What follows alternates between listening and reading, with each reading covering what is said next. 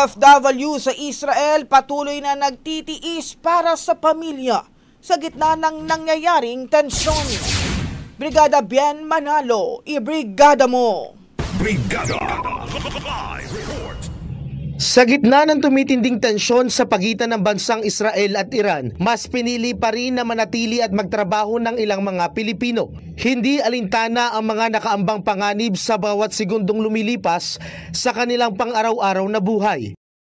Si Melanie Peña, 46 na taong gulang at isang caregiver na nagtatrabaho sa Rehovot, Israel. Sa loob ng 6 na taon ay isa sa mga libo-libong OFW na apektado ng kasalukuyang girian sa pagitan ng dalawang bansa. Ayon sa kanya, araw-araw ay mayroong pangamba, ngunit mas pinipili na lamang nilang magpakapositibo para sa pamilyang umaasa sa kanya. Samantala, sa gitna ng tensyon, hindi naman umano sila pinapabayaan ng gobyerno ng Israel. Yung government ng Israel, di naman kami pinapabayaan.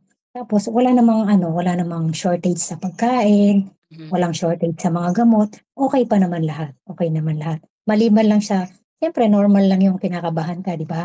Kasi tao lang naman tayo. Pero masasabi ko na okay pa naman lahat.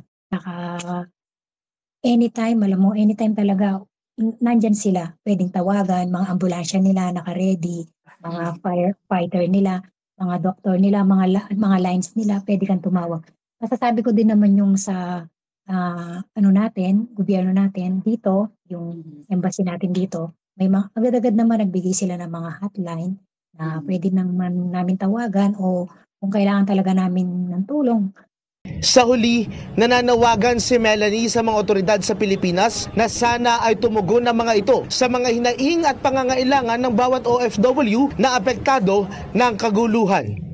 In the heart of changing lives, ako si Brigada Bien Manalo ng 92.7 Brigada News FM Lucena, the Music and News Authority. Ang bahaging ito ay hatid sa atin ng DriveMax Herbal Capsule. Lalaking angat, tumatagal.